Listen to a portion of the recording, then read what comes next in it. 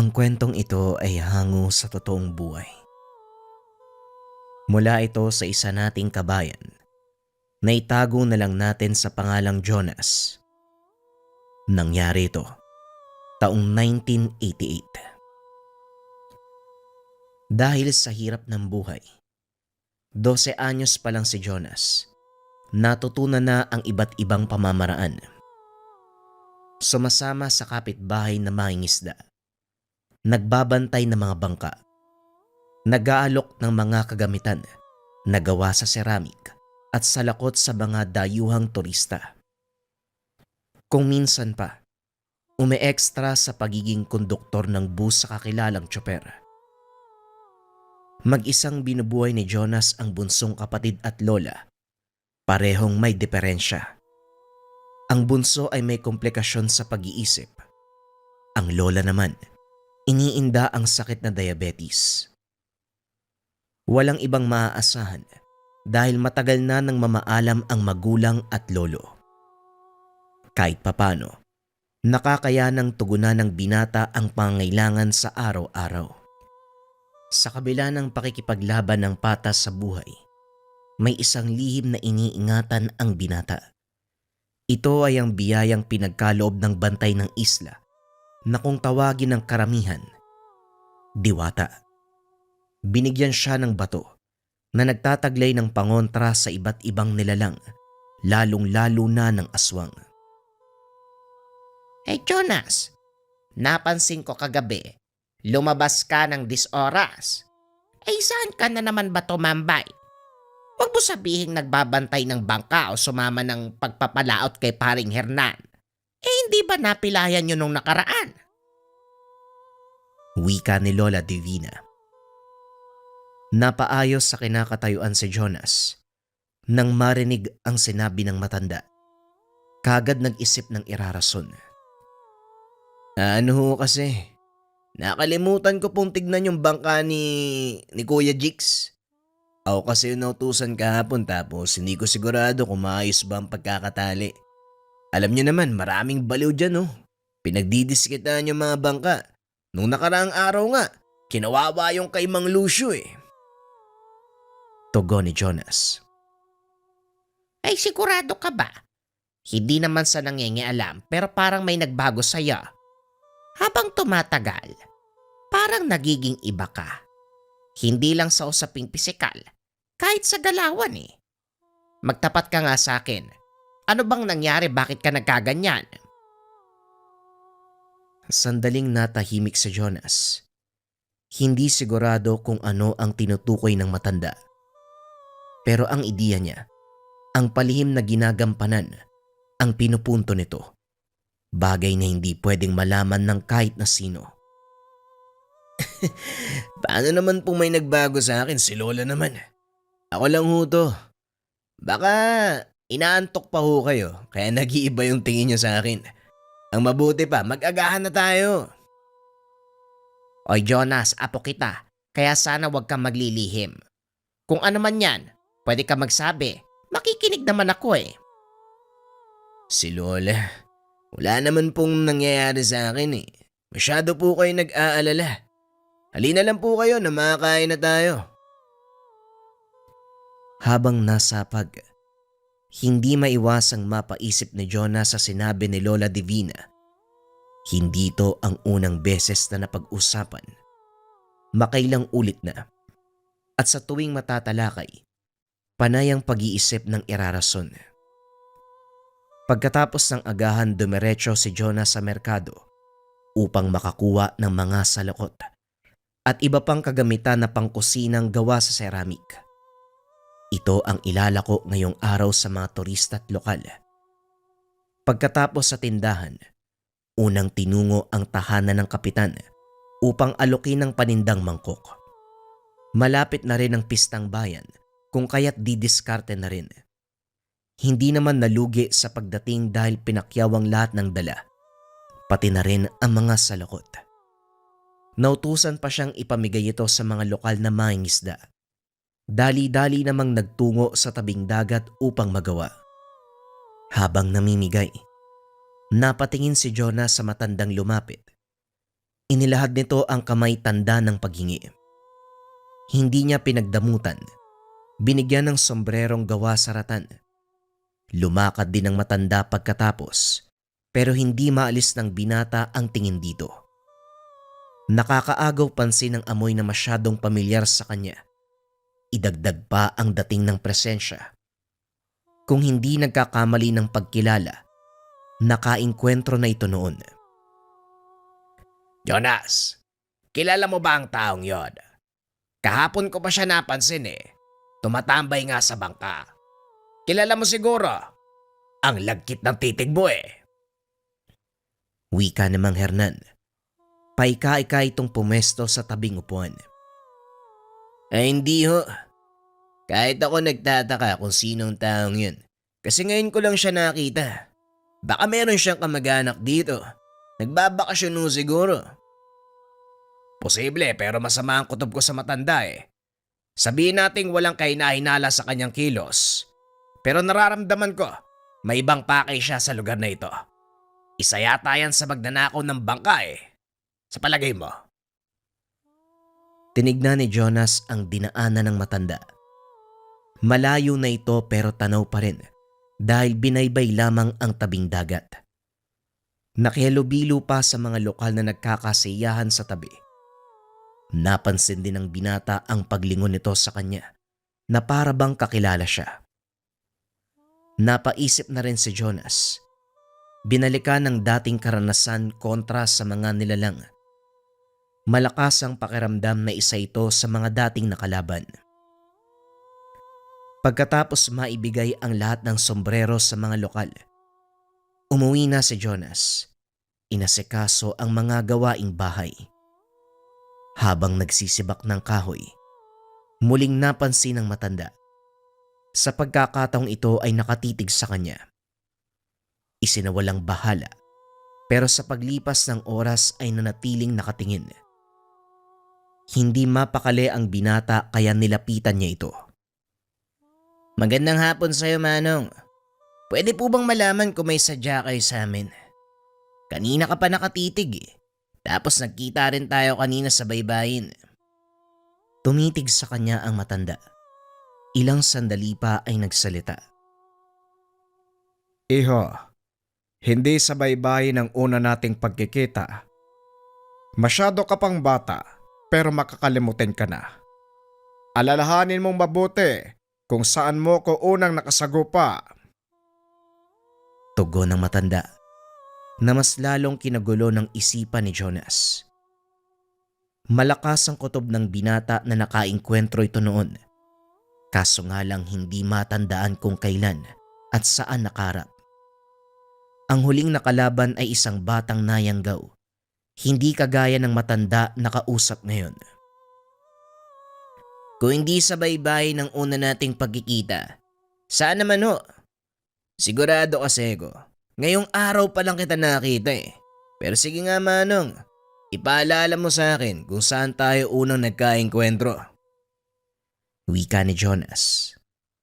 Hinamon ng matanda na ito mismo ang magsabi upang mapabilis ang pag-alala. Subalit naging maingat. Tinawanan lamang siya at saka nagmamadaling tumalikod. Iniwanan ang binatang gulong-gulo. Napabuntong hininga na lamang si Jonas. Sa halip na bumalik sa gawain, hinanda niya ang mga kagamitan sa posibleng panganib na paparating. Mula sa itim na tela, inilabas ang nakabalot na batong kulay itim. Ito ang pinamanang mutya sa kanya ng isang elemento. Kasabay sa inilabas ang 2 karambit. Patalim na gagamitin pang depensa. Pagkatapos ito ay bumalik sa labas upang tignan ng paligid. Dali-daling itinago ng mapuna ni Lola Divina. Jonas, bakit may dala kang karambit? Saan mo nakuha ang mga yan? Sadali, bakit parang may susuguring kang tao? May dumaan bang baliw dito? Oho Lola, may sintu-sinto na gamon ng away eh. Tatakutin ko lang sana kaso mukhang nakalis na. Ganun ba? itago mo na yung patalim. Baka mademonyo ka at makasakit ng tao. Magiging malala pa yan. Pwede mo namang sitahin eh. Wala yatang magawa kaya nang bubulabog ng iba. Nga pala, may nakasalubong ako matandang lalaki. Kilala ka niya, nagtanong tungkol sa'yo. Kaano-ano mo ba si Ramon? Ramon? Sino pong Ramon? Wala po akong kakilala na may ganyang pangalan. Tanong ni Jonas. Duda siya na ang matandang nakausap kanina ang tinutukoy ni Lola Divina. Hindi nga nagkamali ng ilarawan ang suot at itsura. Dito pa nga raw siya galing. Kaso hindi kayo nakapag-usap ng maayos. Yung lalaki bang mas matangkad sa akin ng kaunti? Maputi ang buhok at balbasin. Tapos nakasuot pa ng sombrero. Kulay puti ang kamiseta, nakapantalon. Kung nakapag-usap kayo, bakit ang dali mong nakalimutan? May problema ba sa'yo? Wala naman ho. Saan po ba kayo pupunta, Lola? Mamaya kung anong mangyari sa binti nyo kakalakad eh. Halina po kayo sa loob. Hugasan pa natin yung mga paa mo, baka lumala yung sugat. Palusot ni Jonas. Nakahinga ng maluwag nang hindi na mag-usisa ang lola. Pagsapit ng dilim, hindi mapakali si Jonas sa banta ng matandang nakausap. Panay ang pagsilip sa labas. Nakikiramdam sa paligid. Hindi rin mabitawan ang patalim. Nagtataka si Lola Divina nang makita siya sa ganong kalagayan. Sandali nga. Parang may mali sa'yo ah. Bakit ka may dalang karambit? Ang talim pa naman yan. Kahit makasagi lang masusugatan na. Itabi mo nga yan, matulog ka na. Nagmumukha kang baliw. Sumunod si Jonas para sa ikakatahimik ng matanda. Ibinalik sa lagayan ang mga patalim, pero patuloy pa rin ang pagmamanman sa paligid. Hindi nagtagal, muli niyang naramdaman ang presensya ng matanda. Ang presensya ni Ramon. Mula sa bintana, tanaw ni Jonas ang anino ng isang tao. Palipat-lipat ng pwesto sa mga naglalakiyang puno. Unti-unti itong lumalapit sa tahanan. Dali-dali namang dinampot ang patalim at saka naganda. Matagumpay na nakalabas ang binata habang sinasabayan ang galaw ng nilalang. May patong-patong na kahoy sa bakuran. Doon pansamantalang nagtago. Paglipas ng ilang sandali, naaktuwa ng pagbabago ng anyo ng nilalang. Lumaki ang hubog ng katawan. Malinaw sa kadiliman ang nanlilisik na mga mata. Hindi nagpakampante si Jonas dahil kilala niya ang ganitong uri ng halimaw. Ilang beses na ring nakalaban at hindi madaling talunin. Sa pagdaan ng mga sandali, unti-unting nakilala ang taglay na amoy. Ito ang tanging aswang na hindi natuluyan. Sa laki at lakas, hindi kayang sabayan kaya humantong sa puntong nakatakas. Nang akma ng lalapit ang aswang, dahan-dahan ding humakbang si Jonas para salubungin. Kaso nga lang lumabas si Lola Divina at tinawag siya. Umatras ang nilalang. Ganun na lang ang paghugot ng hininga ng binata. Napakuyom ng kamao dahil sa nasayang na pagkakataon. Jonas, gabing-gabi na. Pero nandito ka pa sa labas. Ano bang nangyayari sa'yo? Nagtatago ka pre. Ay, halika nga dito sa loob. Walang imik na pumasok ng tahanan ng binata. Nang bumalik sa pagtulog ang matanda, dali-dali siyang lumabas para alamin kung nasa paligid pa ba ang nilalang. Pagkatapos masuri, bumalik na lamang sa loob ng tahanan dahil wala nang naabutan. Kinabukasan, maagang umalis si Jonas upang magtungo ng baybayin. Mag-aabang ng mga ngisdang naghahanap ng katulong sa laot. Habang nag-aantay, napansin ng binata si Ramon. Nakaupo ito sa bangka sa dulo. Lalapitan sana kaso nagmamadaling umalis. Oy Jonas, parang natakot yata yung matanda sa'yo ah. Ang bilis maglakad nang makita kang papalapit. Pero, handa ka na bang lumaot? Kayo nga ho yung dapat kong tanungin eh. Handa na po ba kayong pumalaot? May pilay pa kayo? Maayos na ako. Naigagalaw ko na yung kanang kong binti. May ba tayo? Talagang naghihinala ako sa matandang yan Nakita ko kasi kagabi. Ilang beses nang naglalakad sa kabayan. Wala namang ginagawang masama pero mapapaisip ka pa rin. Kahit sino siguro makakita ng taong naglalakwatsa ng 10 oras ng gabi. Hindi mo ba talaga kakilala yan? Parang alam na alam niya kung sino ka Sa'yo kasi nakatingin Yun na nga rin ho eh. Inaalam ko pa kung sino yan. Ako na pong bahala sa lambat. Mauna na po kayo sa bangka. Pumalaot ang dalawa. Pero panay ang paglingon ni Jonas sa baybayin kung saan nakapwesto si Ramon. Nakatayo lang ito at nakatitig sa kanya. Si Mang Hernan na nakapansin ay hindi maiwasang magtaka sa ugnayan ng dalawa. Ulitin ko sigurado ka, hindi mo kilala yung taong yon. Kung makatingin sa'yo parang may nakaraan kayo Kapag may masamang balak sa'yo yung tao magsabi ka lang sa akin, akong bahala dyan. Wala ho yun, hayaan nyo na. Kung wala naman siyang ginagawa, hindi kailangang upakan yan. Pero kung sakaling meron, hindi ko naman nahayaan. Paglipas ng ilang oras sa laot, bumalik sila dala ang mga huli. Matapos makuha ni Jonas ang parte, umuwi muna para may pagluto ang lola't kapatid. Habang abala sa kusina, nasipat niya si Ramon. Kausap nito si Lola Divina. Lumapit siya pero lumakad na palayo ang matanda. Lola, bakit niyo kausap yung taong yun? Ano pong sinabi niya? Kung makapagtanong naman to parang masama yung loob ng tao. Nagtanong lang naman siya tungkol sa'yo. Kailan ka raw maglalako ng Bangkok? Bibili sana siya. Hindi ka ba nagtungo ng merkado kanina? Ano bang kabuhayan yung pinagkakaabalahan mo ngayong araw? Sumama ho ako sa pangingisda kay Mang Hernan. Ikaw ho Lola, bakit nasa labas ka? Dapat nagpapahinga ka lang sa loob Kapag yung sugat nyo, na-infection yan, mas malaking problema. Ako ba talagang inaalala mo, Jonas? Baka may gusto kang sabihin sa akin. Nabanggit ni Ramon na meron kang tinatangan na anting-anting. Bigay daw ng diwatang nagbabantay sa'yo. Totoo ba yan? Nagkita kayo nun? Natigilan si Jonas. Hindi malaman kung ano ang isasagot. Iniba na lamang ang usapan. Nakahinga rin ng hindi mag-usisa si Lola Divina. Sa muling pagsapit ng gabi, pagkatapos mapakain ng lola't bunsong kapatid, nagtungo ng baybayin si Jonas upang makatulong kay Mang Hernan.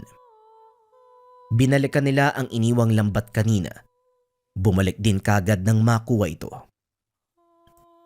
Sa kalagitnaan ng pag-aayos ng mga nahuling isda sa balde, nasipat ng binata si Ramon sa unhan.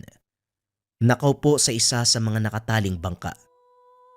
Nagpaalam siya kay Mang Hernan at nilapitan ang matanda. Sa pagkakataong ito, nakangiti siyang sinalubong ni Ramon. Manong, linawin niyo nga ho sa akin ang pakay niyo. Hindi yung ganyan.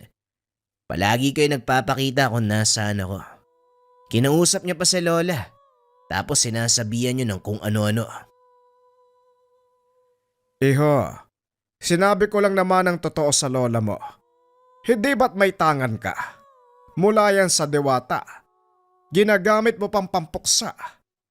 Mga kalahi kong tinutodas mo. Di diretsuhin mo ako, Manong. Ano talagang pakay mo dito? Wala naman. Gusto ko lang masaksiyan ang ganap sa buhay mo. Huwag kang mag-alala. Hindi ako nandito para manggulo. Nag-oobserba. Nananakot. Nananakot. Kaya ka ba nagpunta sa amin nung nakaraang gabi? Kung hindi lang lumabas si Lola, patay ka na sana Bakit hindi mo gawin ngayon? Tutal magkarap naman tayong dalawa. Tinitigan niya ng masama ang matanda. Sasagot sana kaso lang dumating si Mang Hernan. Pare, mawalang galang na ha. Pero hindi yata tama na hinahamon mo ang binata. Matanda ka kumpara sa kanya, pero ikaw tong nagsisimula ng gulo. Kung wala kang magawa sa buhay mo, huwag kang mandamay ng nananahimik. Hindi ka taga rito. Bakit hindi ka nalang bumalik sa lugar niyo? Mas hindi magandang tabas ng dila mo. Huwag kang mangingialam sa usapan ng iba. Hindi ka dapat nakikisali dito eh. Mamaya kung ano pa ang mangyari sa'yo. Huwag mo akong pinagbabantaan. Hindi mo ako kilala. Ang mabuti pa, umalis ka na dito bago pa magkagulo. Natawa si Mang Ramon sa sinabi ni Mang Hernan. Muli niyang kinausap si Jonas. Iho, hindi ito ang huli nating pagkikita. Gusto ko lang sabihin sa'yo na mag-ingat ka. At ikaw naman, Manong. Huwag masyadong maimbig sa pagtulog. Baka mamaya hindi ka na magising. Matapos magsalita ni Mang Ramon, umalis na sa lugar. Aba, sira ulo yan ah. Kung makabanta sa buhay, akala mo kung sino. Ano bang meron dun, Jonas? Muntik na ako hindi makapagpigil eh. Hayaan niyo lang ho, Mang Hernan. Baliw yata kaya kung ano-ano yung sinasabi. Halina ho kayo. Habang pabalik sa tahanan, kumaripas ng takbo si Jonas nang makita ang matanda na kausap ang bunsong kapatid. Tumatango lang ang bata sa kanya. Maigpit ang pagkakahawak sa braso kaya kagad binawi ng binata. Itinulak palayo si Ramon. Nung una, lola ko yung kausap mo. Tapos ngayon naman yung kapatid ko. Hoy, lubayan mo yung pamilya ko. Alam mo bata, nakakapagod din mag-intay kung kailan mo ilalabas ang gamit na meron ka. Ano bang pumipigil sa'yo? Meron ng banta. Bakit hindi mo pa gamitin? Kung noon lahat pinapatay mo Tapos ngayon masyado kang maingat. Puro salita. Nararamdaman ko ang hawak mong mutya. Gamitin mo. Pinapasok muna ni Jonas ang kapatid sa loob bago'y pinagpatuloy ang pakikipag-usap kay Ramon. Kinuha na rin ang karambit, isinipit sa suot na pantalon. Yun lang pala ang gusto mo eh. Magsukatan tayong dalawa. Huling pagkakataon, Manong. Pwede ka pang umatras.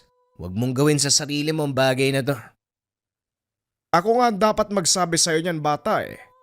Pagbibigyan kita ng pagkakataong pumili, lalaban ka sa akin o ibibigay mo ang mutya kasama ng kanyang gabay. Yan ang gusto ko sa inyong mga nilalang, elemento o kung ano man ang tawag sa inyo. Lahat na lang alam nyo eh. Lahat nararamdaman nyo. Hindi simpleng mutya ang hawak ko At alam mo na mayroong gabay. Huwag kang mag-alala. Siya din naman yung papatay sa'yo mamaya eh. Maglalaban tayo pero hindi dito. Lumayo tayo sa tahanan ko. Pumasok sila sa loob ng kagubatan at dito na nagharap ang dalawa. Maigpit ang pagkakahawak ni Jonas sa karambit. Inalabas na rin ang suot na mutya. Yan ang sinasabi ko. Yang mutyang suot mo ang pinakamahalaga. Kailangan namin yan. Dagdag kalakasan at mas mapapabilis ang pagpapalaki ng aming lahi. Oh, natanda. Sobrang daldal mo. Nagpalit ng anyo si Ramon. Nang maging ganap ay walang pagdadalawang isip na sumugod. Ang matutulis sa mga kuko ay dumiretso sa pagkalmot. Buong puwersang ibinalibag ang binata, kinagat at paulit-ulit na sinakal. Sa kabilang banda, nailaga ni Jonas ang kalmot pero hindi nakaligtas sa balibag. Maigpit ang pagkakasakal, sabay hagis pa itaas. Sunod-sunod na kalmot ang binitawan ng nilalang. Ang tanging nagawa na lamang ni Jonas ay iharang ang braso. Nang makakuha ng pagkakataon, buong puwersa niyang tinuhod ang nilalang. Dali-daling hinampas ng hawak na karambit. Napaangil ang nilalang. Ramdam niya ang hapdi ng atake. Lulusob sana uli si Ramon. Kaso nga lang natigilan nang makita ang figura sa likuran ng binata. Isang puting liwanag na hugis babae. Yan ang sinasabi ko. Ang gabay ng mutya na magiging susi ng paglawak ng aming saling lahi. Matapos magsalita ni Mang Ramon, naramdaman ni Jonas ang paggalaw sa buong paligid. Hindi lamang nag-iisa ang aswang.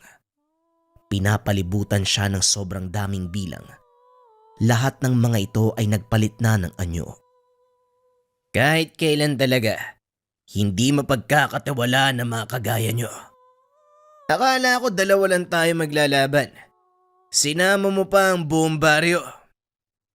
Hindi ako mangmang binata. Alam kong hindi kita kakayanin mag-isa. May pagkakataon ka pa eh. Ibigay mo ang mutya at makipagtulungan ka sa amin. Di kunin mo kung kaya nyo. Matapos magsalita ni Jonas, kitang-kita ni Mang Ramon. Ipinagdikit ni Jonas ang dalawang palad. Lumabas sa lupa ang sobrang daming baging. Lahat ng mga ito ay papunta sa kanyang mga kalahi. Walang kahirap-hirap na tumagos ang mga baging sa kanilang katawan. Mag-isa na lamang siyang natira. Sa isang iglap, naubos ang lahat ng kalahi. Masyado ka nagpakampante, Manong. Hindi kami kakayanin ng simpleng aswang lang. Kahit 100,000 pa ang ipadala mo dito, hindi pa rin kayo sasapat. Alam mo, gusto pa sana kitang buhayin eh.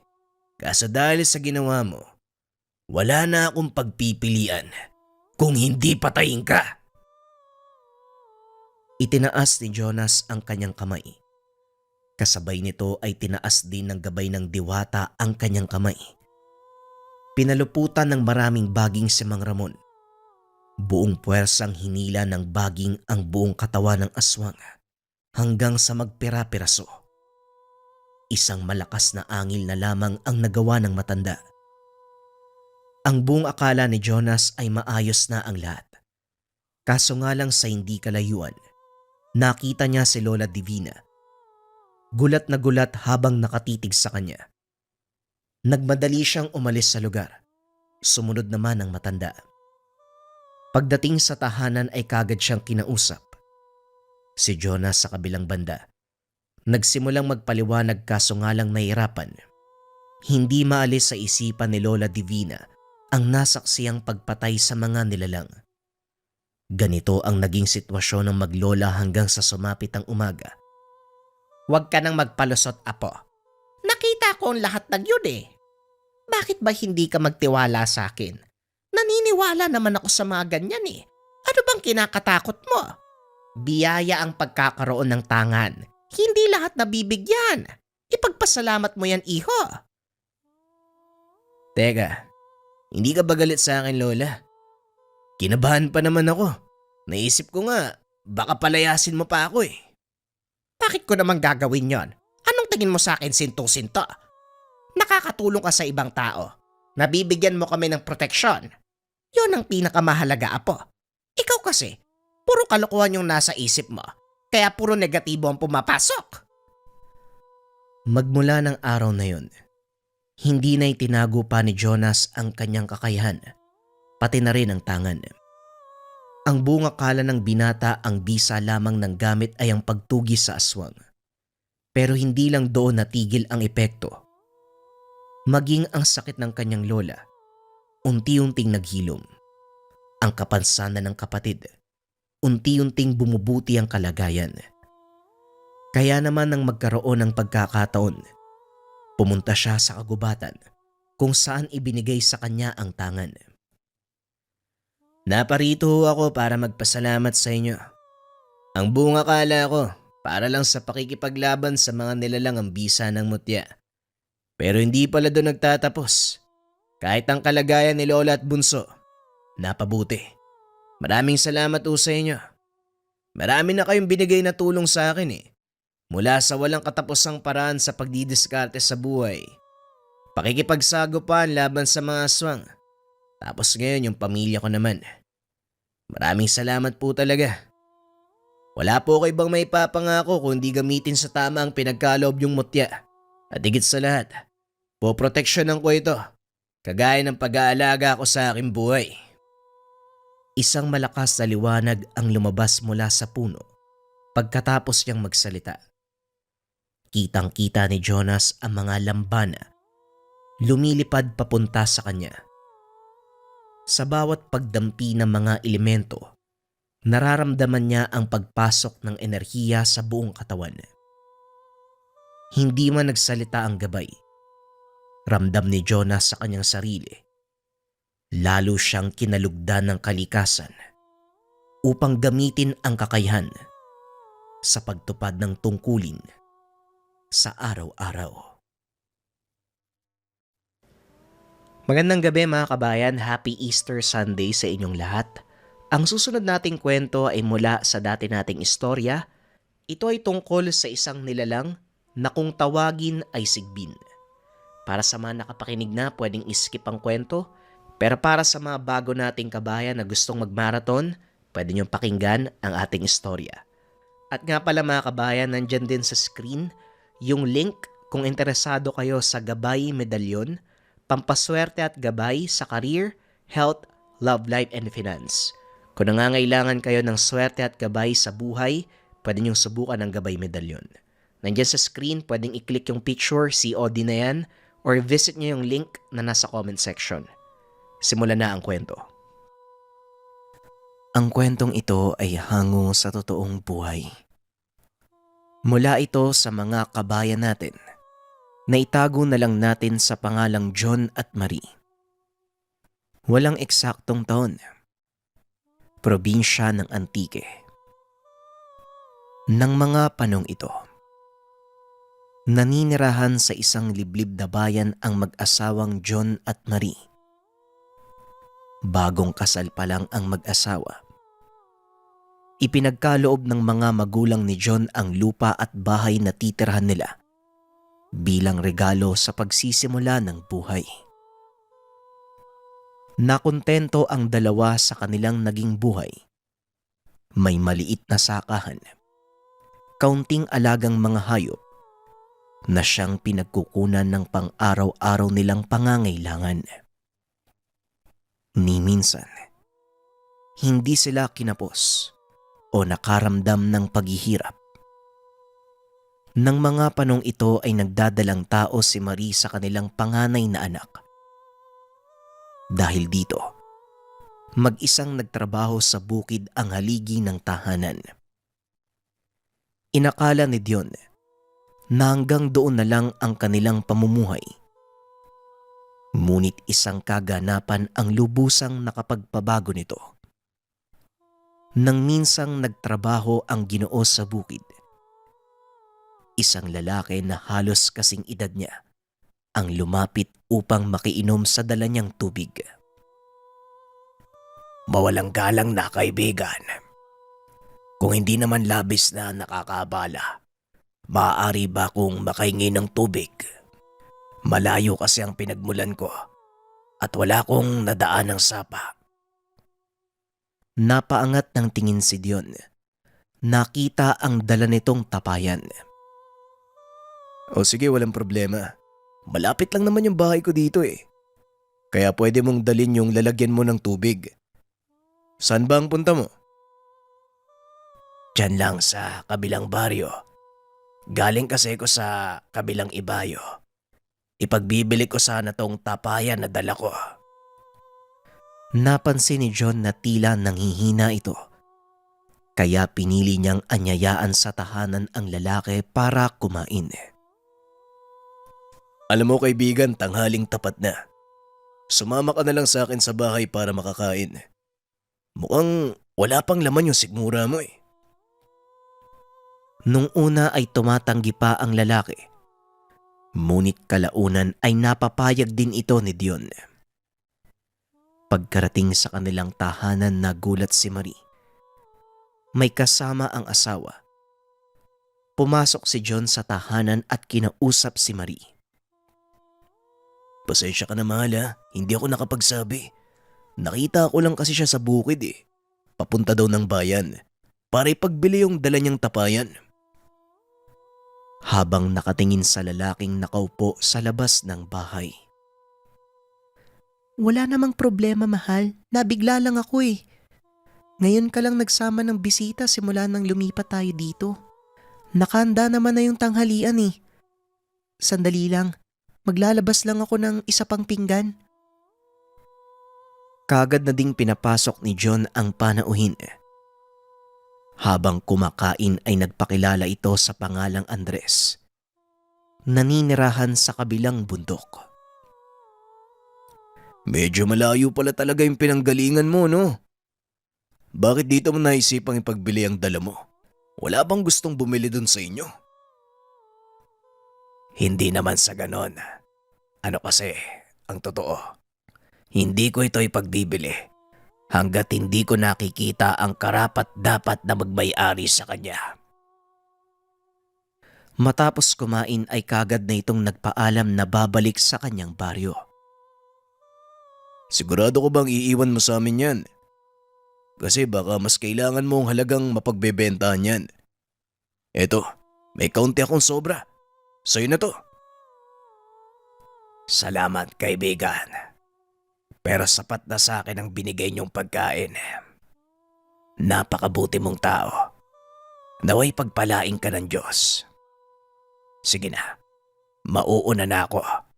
Malayo pang lalakarin ko eh. Hindi na namilit pa si John na ibigay ang kaunting naipon.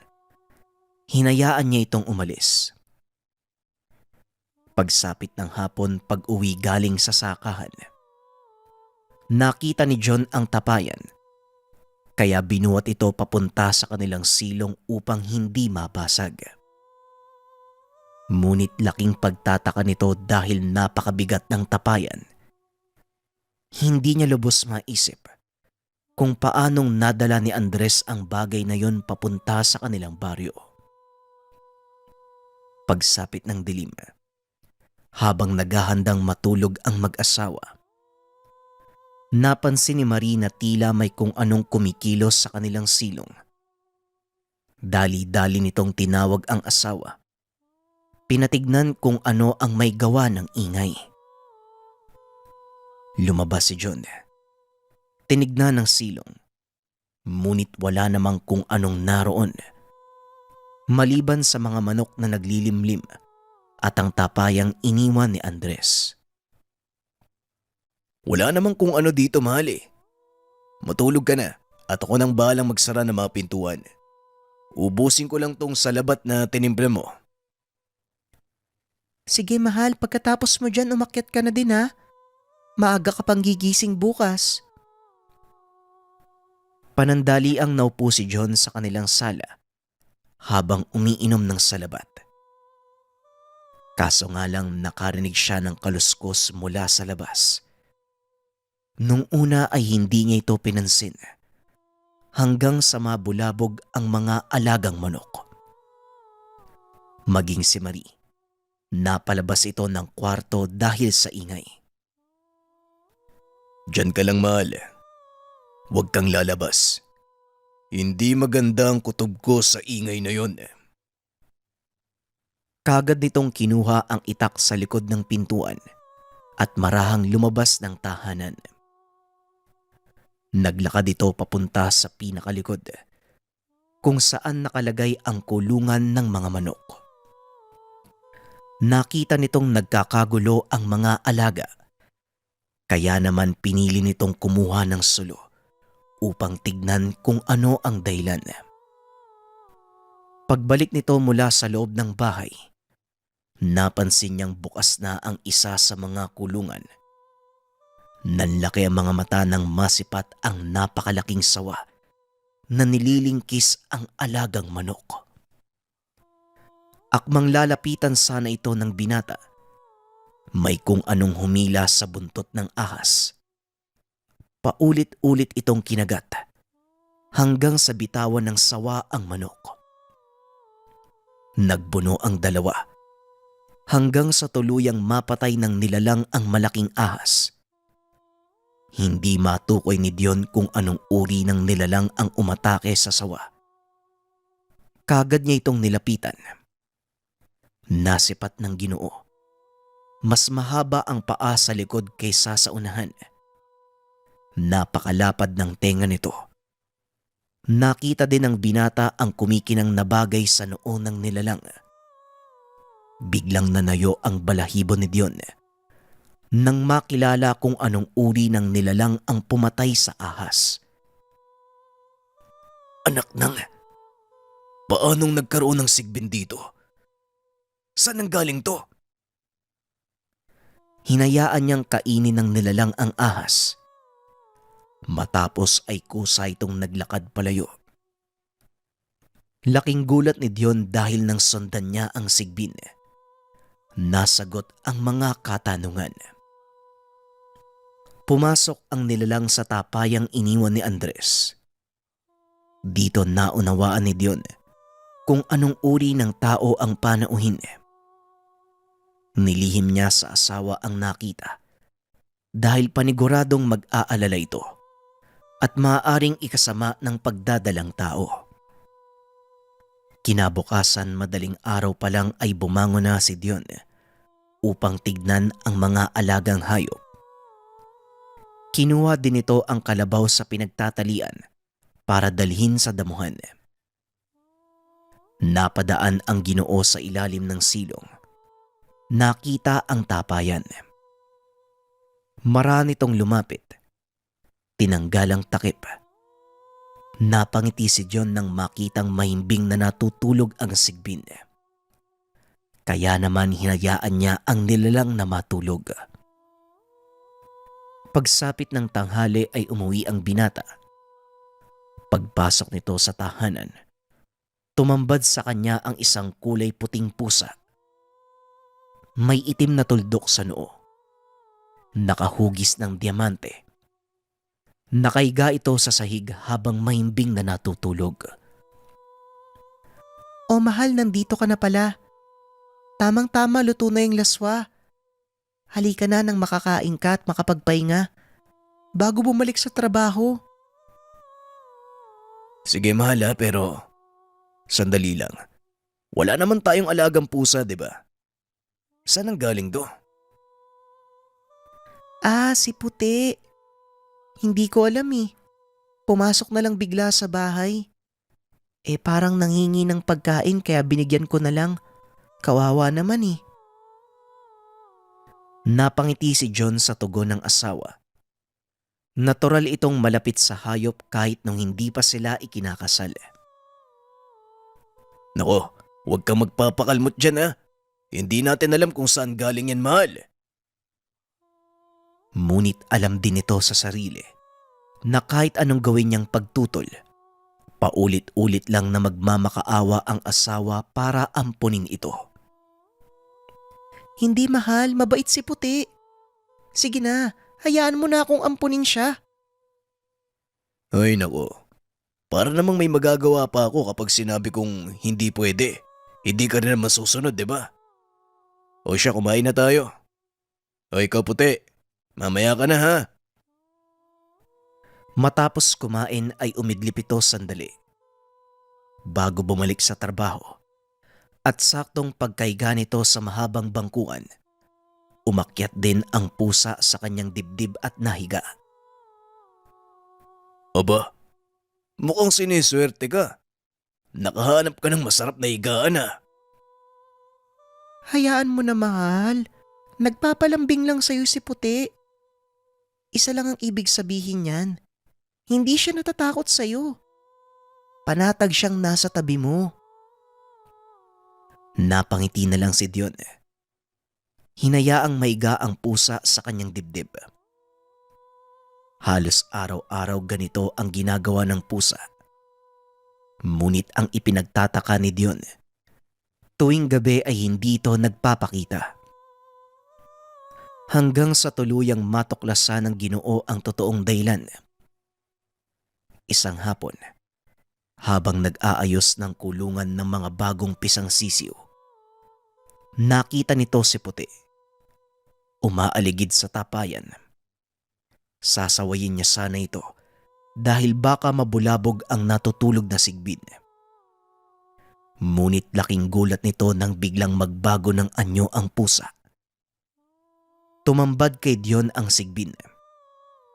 Napangiti ito at unti-unting naunawaan kung bakit malapit sa kanya ang pusa. Kaya naman pala eh. Ikaw pala yan eh. Ngayon alam ko na. Pero huwag kang magpapakita kay Maris sa ganyang anyo mo ha. Mamaya, maging alanganin yung panganganak nun. Hindi akalain ng Ginoo na ito ang lubusang makakapagpabago ng kanyang buhay. Ilang araw na lang, aanihin na ang tanim nilang patatas. Kaya abala si John sa paghahanap ng bibili nito sa bayan. Naiwang mag-isa ang asawa sa tahanan. Kung minsan ay ginagabi ito pag-uwi. Hanggang isang araw ay hindi na malaya ni John ang oras. Naaliw ito sa pakikipag-usap sa bibili ng kanyang mga inani at halos maghahating gabi na nang makauwi. Habang papalapit sa tahanan, napansin itong balisa ang alagang kalabaw. Marahan niya itong nilapitan at pinakalma. Akmang maglalakad ito papunta sa tahanan nang mapansin ito na may gumagapang sa kanilang bubong. Marahang naglakad si Dion papunta sa tahanan nang biglang tumalon ang nilalang. Akmang papasok na sana sa pintuan nang bigla namang magpakita ang sigbin. Dinamba ang nilalang. Napaangil ito sa sobrang gulat, lalo na nang paghampasin ito ng buntot ng sigbin. Hindi na nagawa pang lumaban ng nilalang. Dali-dali itong tumakbo papasok ng tubuhan. Hinabol ito ng sigbin, ngunit hindi na nagawang abutan. Dali-daling pumasok si John sa tahanan. Nakahinga ng maluwag si John nang makitang natutulog ng baimbing ang asawa. Lumabas siya ng tahanan. Inantay ang pagbabalik ng sigbin. Kaso nga lang lumipas na ang ilang oras. Hindi pa nakakabalik ang nilalang. Nagsimulang mag-alala si John, kaya sinubukan niya itong hanapin. Bitbit ang sulo. Nilibot nito ang paligid. Kaso nga lang walang bakas ng nilalang. Nagpa siyang umuwi si John. Pagdating sa tahanan, napansin nitong kumikilos ang tapayan. Kaya dali-dali niya itong nilapitan upang tignan. Saka pa lamang napanatag ang kalooban nang makita ang sigbin na dinidilaan ang sariling buntot. Ang buong akala ko na paano ka na eh. Maraming salamat sa pagbabantay sa asawa ko ha. Sige na, magpahinga ka na. Bukas na bukas, may regalo ka sa akin. Kagad na itong pumasok ng tahanan habang nakahiga sa tabi ng asawa. Iniisip nito kung ano ang maaaring ibigay sa alaga. Walang kaalam-alam ang Ginoo sa mga ganitong bagay. Kaya nagtanong ito sa ilang kakilala sa pagbabaka sakaling may nalalaman sila tungkol sa alaga. Kinabukasan maaga itong nagpunta sa bayan upang ipagbili ang mga aning patatas. Matapos magtinda, tumuloy ito sa kakilalang manggagamot. Hindi sigurado si John kung mapagkakatiwalaan nito, pero kailangan niyang subukan. Naghahanap ng paraan ng Ginoo kung paano niyang sasabihin ang tungkol sa alaga. Kailangan hindi siya mapaghinalaan. Pagkarating sa tahanan ng manggagamot, napansin ni John na napakaraming tao sa lugar. Kaya naman naisipan niyang umuwi na lamang at bumalik na lang maya-maya. Akmang aalis na sana ang Ginoo nang biglang marinig ang usapan ng dalawang kalalakian. Pinag-uusapan ng mga ito ang tungkol sa Sigbin. Hindi kilala ni John ang mga ito. Ngunit nagbabakasakali siya na may makuwang impormasyon tungkol sa alagang nilalang. Alam mo pre, nanaginip ako eh. May nakatirang sigbin sa bahay namin. Tapos yumaman daw ako. Ay naku, ay sige lang, managinip ka lang. Dahil hanggang panaginip lang yan. Hindi naman totoo yung mga sigbi na yan eh. Alam mo, naitanong ko na kay Mang Kulas ang tungkol doon. Totoo daw sila. Kaya nga bumalik ako dito dahil gusto kong malaman kung anong pwede kong ipakain sa kanila kung sakaling magkaroon ako ng alaga. Patuloy na nakinig si Dion.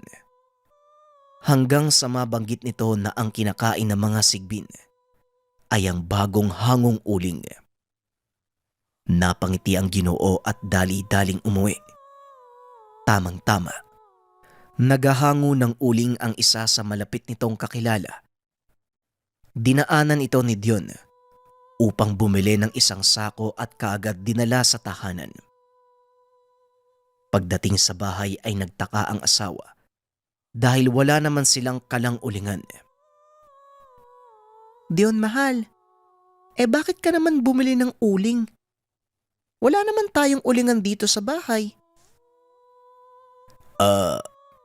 Ano kasi mahal eh. Bala ko sanang bumili ng kalang ulingan. Yun, inuna ko lang tong uling. Ay nako, puro ka talaga kalokohan. Bilisan mo't maligo ka na. Puro ka pa uling sa mukha mo. Pagkatapos mong maligo, kakain tayo ng tanghalian. Dali-daling pumunta sa silong ang Ginoo. Inilapag ang uling sa tabi ng tapayan. Kaibigan, pagpasensya mo na tong regalo ko sa iyo ah. Ngayon ko lang naibigay kasi hindi ko alam na... Uling? Uling ang kinakain ng mga sigbin? Biglang napatayo si Dion nang marinig ang boses ng asawa. Hindi nito akalaing alam ni Marie ang tungkol sa alaga. Mahal, alam mo yung tungkol sa sigbin? Oo naman. Alam ko na simula pa nang dumating si Puti sa bahay. Sino namang hindi magtataka? May alaga kang pusa sa umaga tapos biglang nawawala sa gabi. Kinabukasan, makikita mo na lang na lumalabas sa tapayan. Huwag kang maingay. Mamaya may makarinig sa atin eh. Teka, nasan si Puti? Habang hinahanap ang alagang pusa ng asawa. Nandun sa kwarto, sa magiging kuna ng anak mo. Gusto niyang mahiga doon kapag wala ka eh. Pumasok sa kwarto ang Ginoo. Nakitang mahimbing na natutulog ang pusa. Hinimas nito ang katawan ng alaga. Ang daya niyo ha. Magkakilala pala kayo ng asawa ko. Hindi ka man lang nagsasalita. Pero salamat ha. Maraming salamat sa pagbabantay sa amin. Napangiti si Marie dahil sa biglaang pagbabago ng ugali ng asawa. Kung noon ay ayaw nito sa mga pusa dahil palaging pinapatay at kinakain ng mga ito ang mga alaga niyang sisiw. Ngunit ngayon, halos hindi sila mapaghiwalay ng alaga. Bakit bigla mong nagustuhan si Puti? Dahil ba alam mo na hindi siya pangkaraniwang pusa? Napangiti naman si John sa sinabi ng asawa. Hindi yun, mahal. Oo, alam kong hindi siya pangkaraniwan. Pero nakita ko rin kung paano niya tayong pinoprotektahan. Kaya naisip ko na mabait sa atin ang sigbi na ito. Kailangan ko siyang pakitaan ng kabutihan dahil yon ang pinapakita niya sa atin. Ngunit hindi lang doon nagtatapos ang hiwagang nangyayari.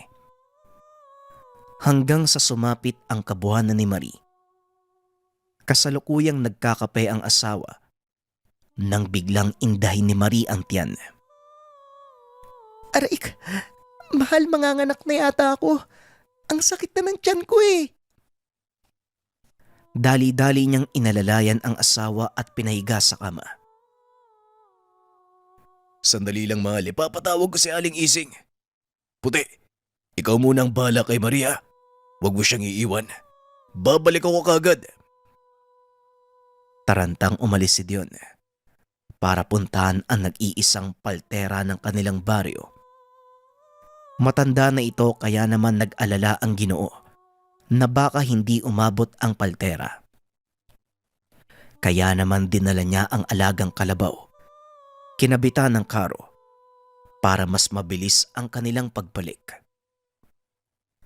Pagkarating ni Dion sa tahanan, narinig nito ang iyak ng sanggol. Dali-daling pumasok si Aling Ising. Nakitang nakadapa ang sanggol sa tiyan ni Marie.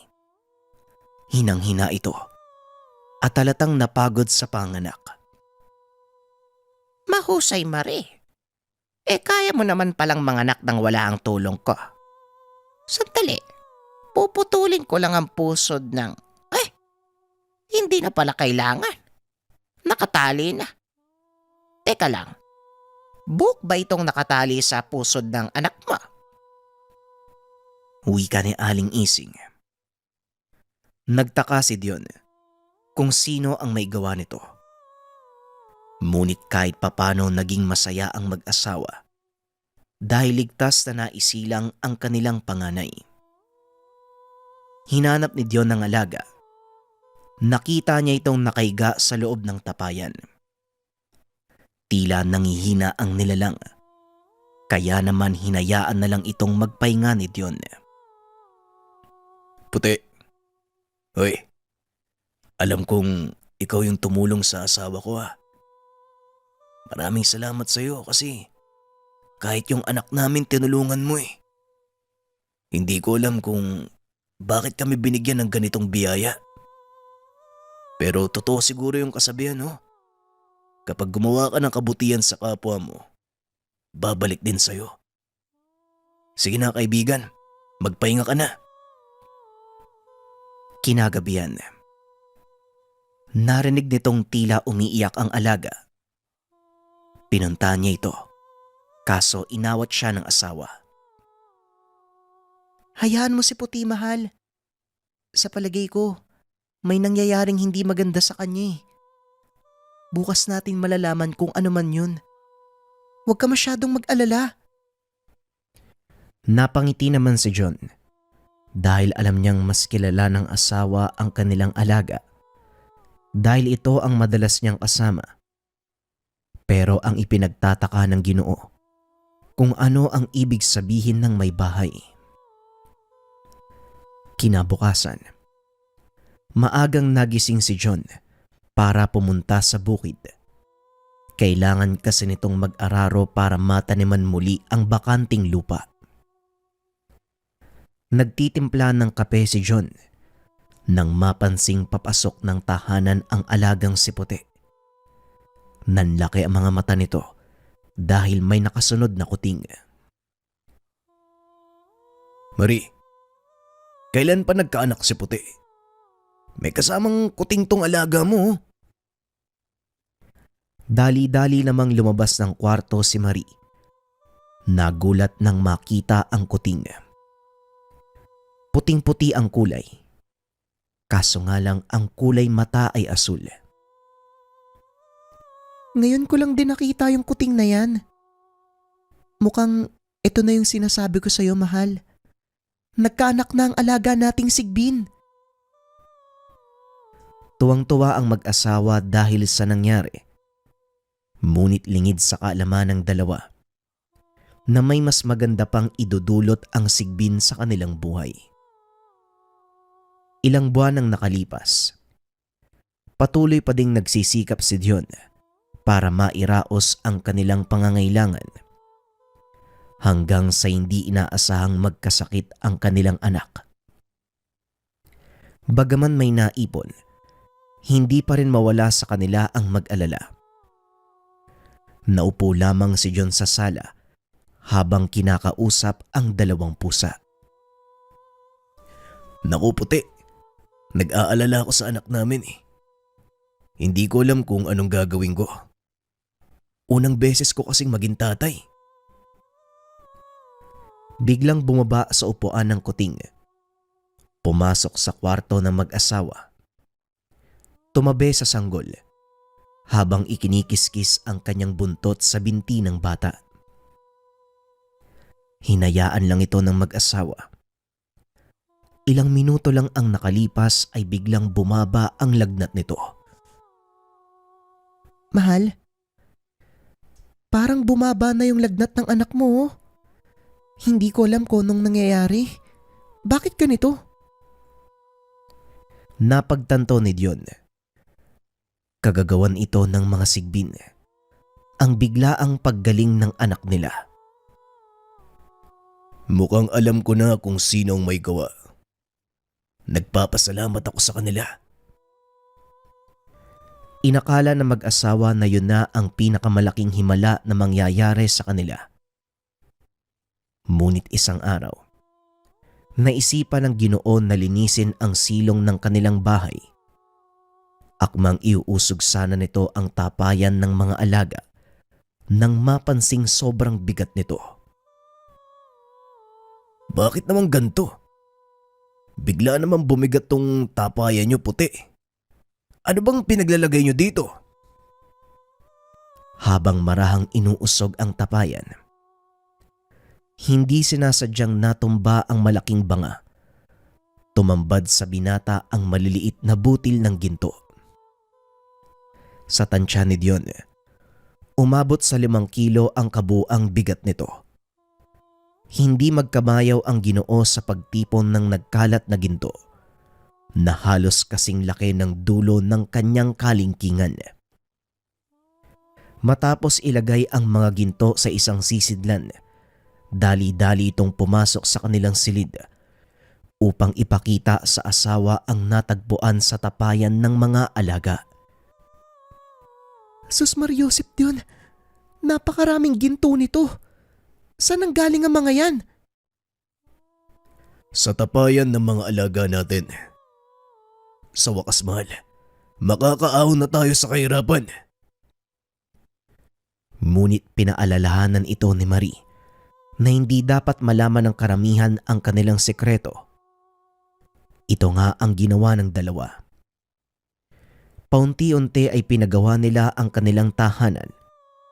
Lalo pang lumago ang kanilang mga pananim dahil nagawa ng bumili ng mag-asawa ng mga kagamitang pangsaka. Nakatulong na din ang mga ito sa kani-kanilang pamilya. Ngunit kaakibat ng lahat ng mga tagumpay ay ang inggit na nagmula sa kapwang hindi makontento sa kung ano ang meron sila. Isa na dito ang kapitbahay ng mag-asawa na itago na lang natin sa pangalang Mario. Nakita nito kung paanong gumanda ang buhay ng mag-asawa mula sa tahanang gawa sa kawayan at nipa hanggang sa pagpapagawa ng malaking bahay na gawa sa semento. Isa sa mga nainggit sa kanila ay si Mario. Halos kaidaran lang ito ni Dion. Malayong kamag-anak ng Ginoo. Minsan itong pumunta sa kanila upang makiisyoso sa paggawa ng tahanan ng mag-asawa.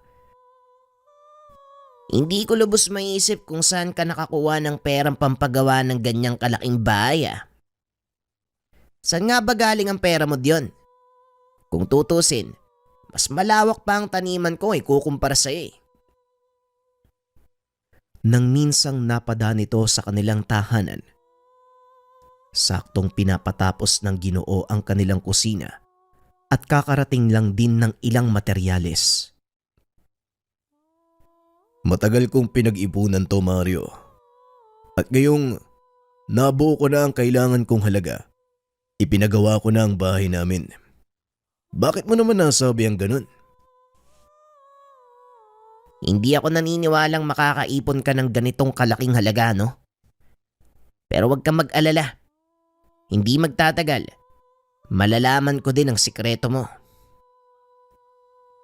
Napakamot na lang ng ulo ang binata. Pumasok sa kanilang tahanan. Sinabi nito sa asawa ang naging pag-uusap nila ng kamag-anak. Nabahala si Marie dahil baka totohanin nito ang sinabi. Nakakatakot yung kamag-anak mo na yan, Dion, ha? Mamaya, laging aaligid-aligid yan dito sa bahay tapos makita niya si Naputi. Huwag kang mag-alala, mahal. Hindi niya madidiskubre ang sekreto ng mga alaga natin. May natuklasan itong kakayahan ng alagang sigbin. Maliban sa pagbabalat kayo, kaya din itong maglaho sa paningin ng iba. Hindi nga nagkamali ang mag-asawa. Halos araw-araw nilang nakikitang dumadaan si Mario sa kanilang bakuran. Kung minsan ay humihinto pa ito para magmasid. Nahuli pa ito mismo ni Dion, kaya medyo nairita siya. Isang araw, kinausap ng Ginoo ang mga alaga. Hindi ito makapaniwala sa naging resulta. Puti, alam mo, naaalibadbara na ako sa kamag-anak kong si Mario eh. Araw-araw ko nang nakikitang dumadaan dito at kung minsan, nahuhuli ko pang pumasok sa bakuran. Meron ka bang pwedeng gawin sa kanya? Habang hinihimas ang likod ng alagang pusa. Kinagabihan ay muli na namang napadaan si Mario. Kagaya ng nakagawian, dahan-dahan nitong binuksan ang kural at pasimpleng naglakad papasok sa bakuran nila Dion. Laking gulat ng mag-asawa nang biglang lumabas mula sa silong ng bahay ang dalawang malalaking aso. Dali-daling tumakbo ang mga ito at dinamba si Mario. Hindi na nagawa pang tumakbo dahil kaagad siyang nadaganan ng isa sa mga aso. Lumabas ng tahanan si Dion. May dalang itak at pinuntahan ang kamag-anak. Walang iya ka. Talagang pinahabol mo pa ako sa aso nyo. Isusumbong kita sa barangay. Humanda ka! Habang patuloy na pinipigilan ang nguso ng isa sa mga asong nakadagan sa kanya. Mario, ikaw ang pumasok sa pamamahay ko. At talagang ikaw pa ang may lakas ng loob na magreklamo. Kung tutusin, pwede na kitang saktan. Nasa loob ka ng bakuran ko. Ano sa palagay mo ang iisipin ng taga-barangay kung sakaling magsumbong ka? Pinahabol kita sa aso dahil pumasok ka ng walang pahintulot sa bakuran ko. Mag-isip ka muna bago ka gumawa ng desisyon. Hindi na nakapagsalita si Mario, kaya dali-daling kumuha ng tali ang Ginoo. Iginapos ang kamay at paa nito. Walang iya ka. Anong gagawin mo sa akin? Bakit mo ko tinatali? Iginapos ito ng Ginoo sa isang puno at kaagad nagpunta sa bayan. Humingi ng tulong sa otoridad.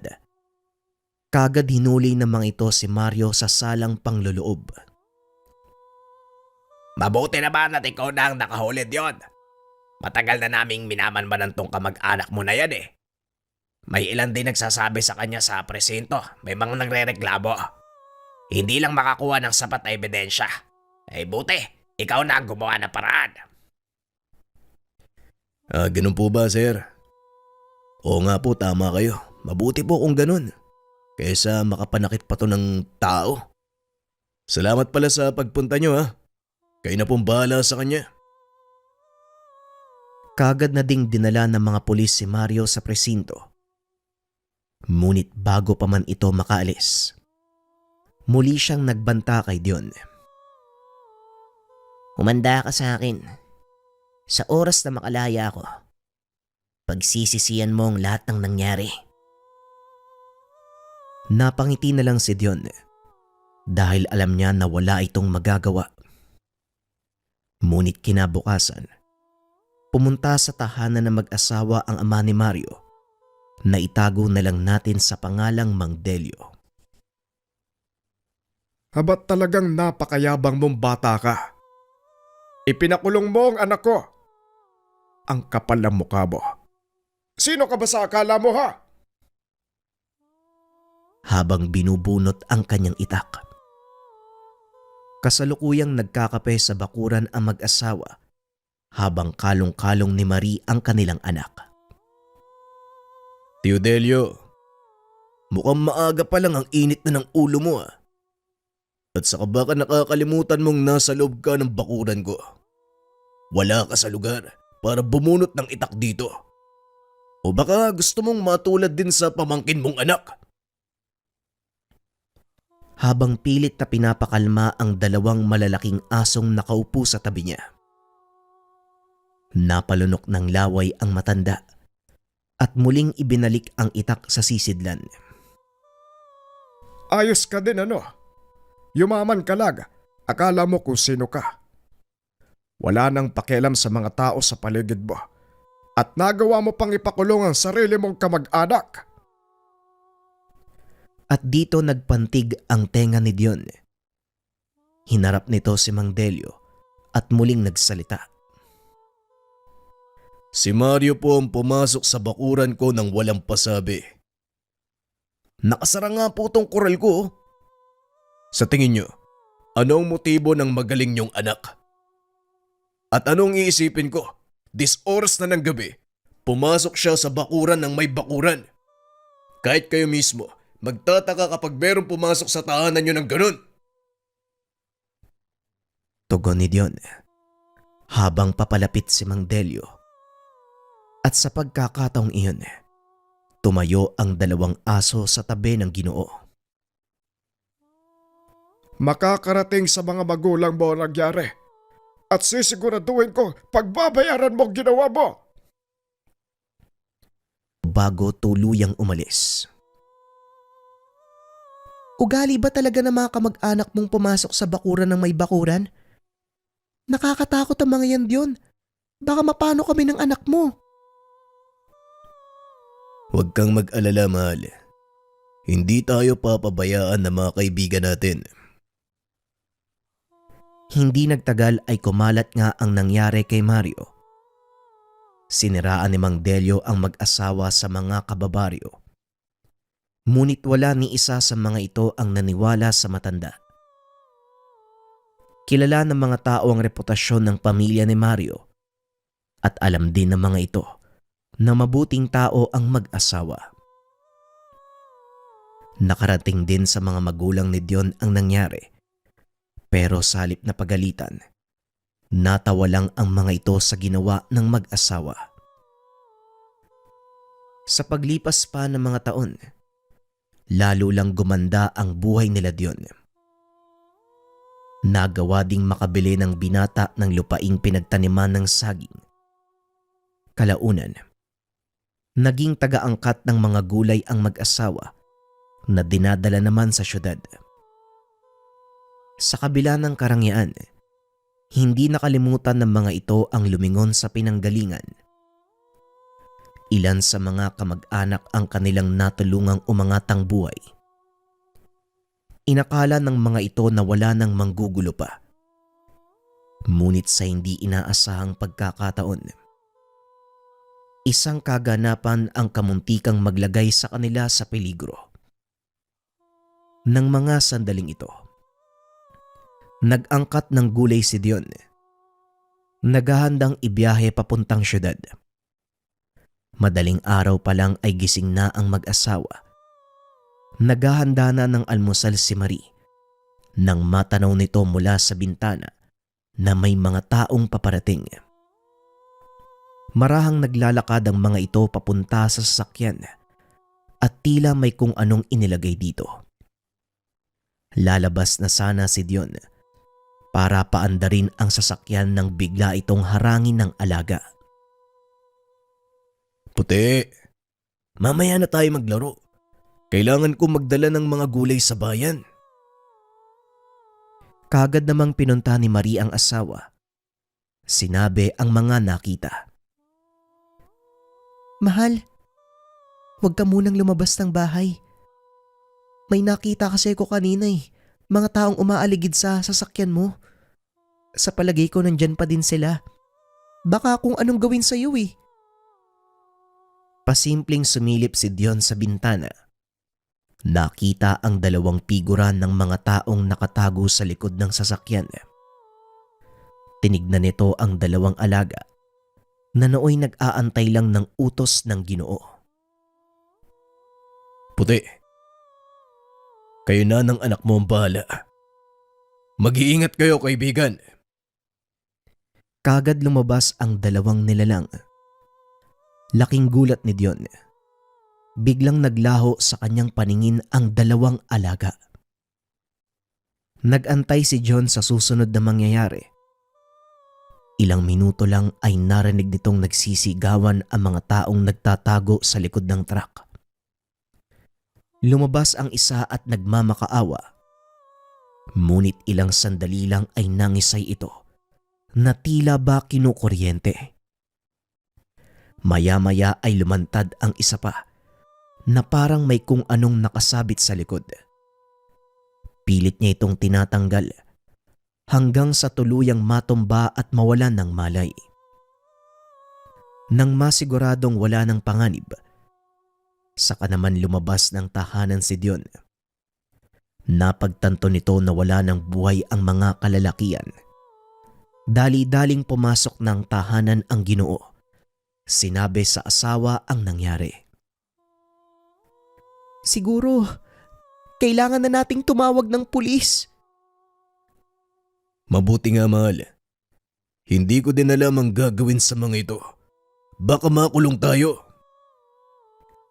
Habang nag-uusap ang dalawa, bigla namang dumating ang ama ni Dion na si Mang Fermin. Nakita ko ang lahat.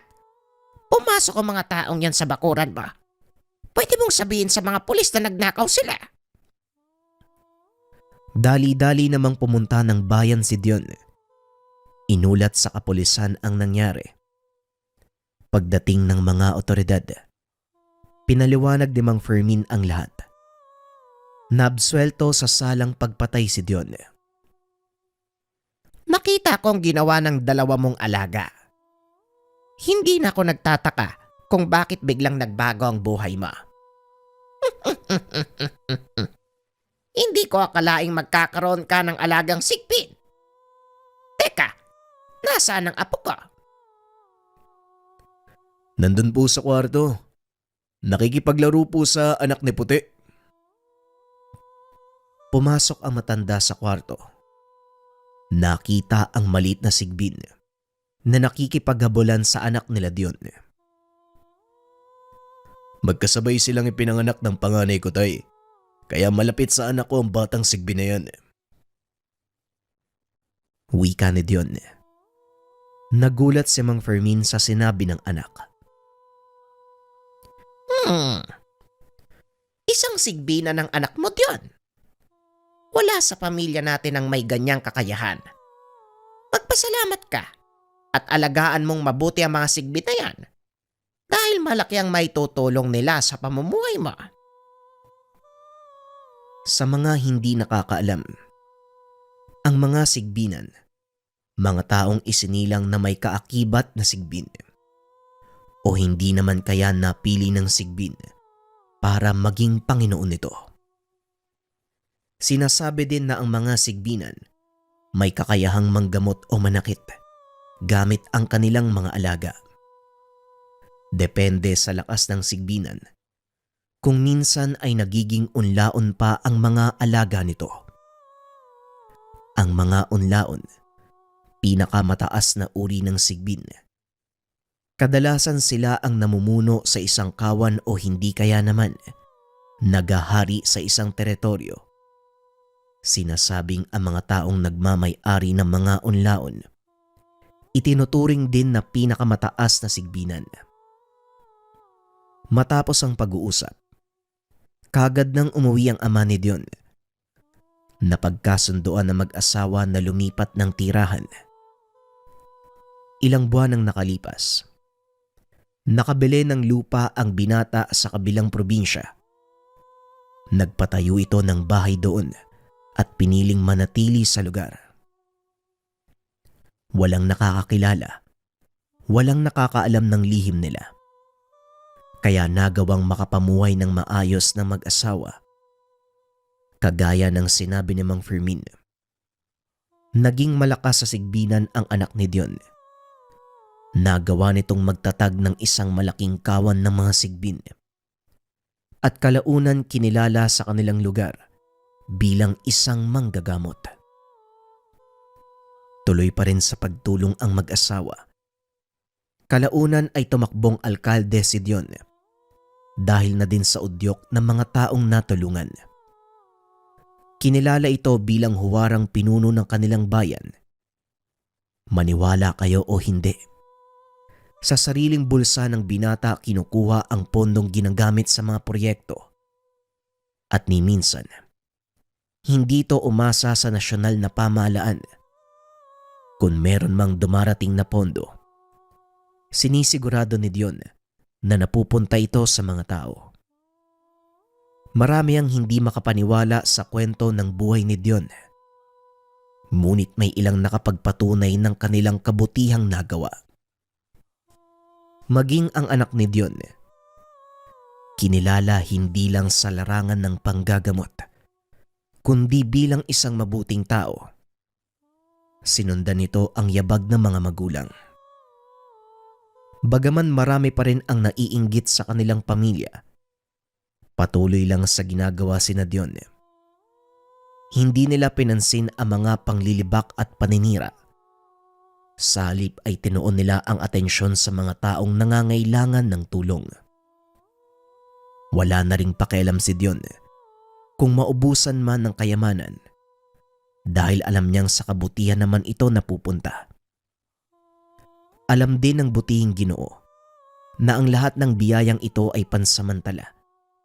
Kaya mabuti nang ibahagi niya sa iba ang natatanggap na kaginhawaan. Sa paglipas ng panahon, namayapa ang mag-asawang Dion at Marie. Wala na ring nakakaalam kung saan napunta ang mga alaga nilang sigbin. Samantalang ang anak nila na itago na lang natin sa pangalang Elmar, patuloy pa ring nanggagamot. Pinili nitong mamuhay ng simple kasama ang sariling pamilya. Wala ding nakakaalam kung may mga alaga pa itong sigbin. Ang alam lang ng mga nakakakilala sa kanya, anak siya ng mabait na mag-asawang Dion at Marie. Nagpa siya sa Elmar na ibahagi ang kwento ng kanyang mga magulang para ipaalam sa lahat na mali ang pagkakakilala natin sa mga sigbin. Nasa tao kung paano nilang titignan ang mga nilalang na ito. Pero sa karanasan ng mag-asawang Dion at Marie, ipinakita nilang may kabutihang maidudulot ang mga sigbin. Hindi sila kailangang katakutan, sa halip kailangan silang irespeto. Dahil kagaya natin, may mga buhay din sila at damdamin. Sumainyo ang karanasang ibinahagi ni Elmar tungkol sa kanyang mga magulang at sa taong nagbigay sa kanila sa biyaya ng sigbin.